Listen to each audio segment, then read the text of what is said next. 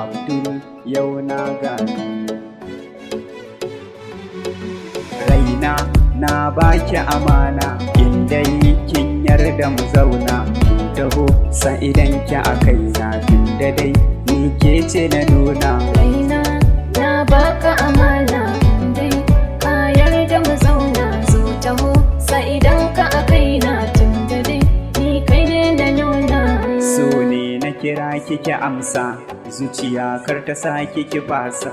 So nake ki aje shi a taska, kan ruwa ya dake shi da iska. Karka damu akan haka kai ma, sarƙe shi da hannun dama.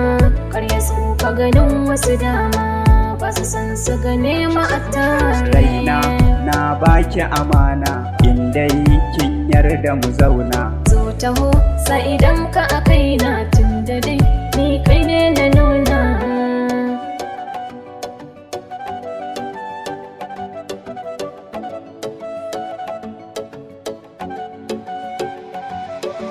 Raina na baka amana, dai ka yarda mu zauna. Zo taho sa idan ka a kaina, tunda dai ni kai ne na nuna.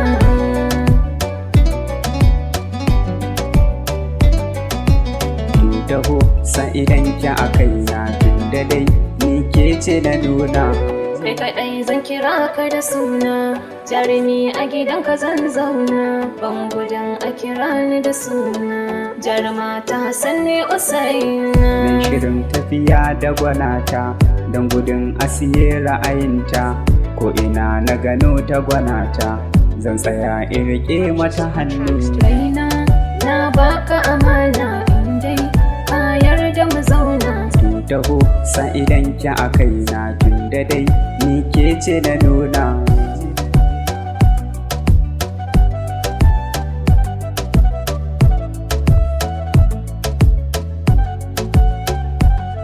Tsaya ki ji zan ƙidaya hannuna, in ya kai 90 sai ki nuna. Sannan ne za mu gane da juna, dan ki san sunan mu masoya.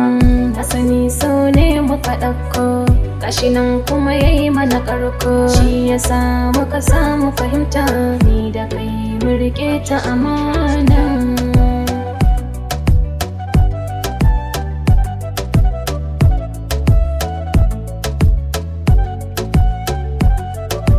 Raina na baka amana, indai ka yarda mu zauna. Zo taho sa idan ka a kaina, tunda dai ni kai ne na nuna.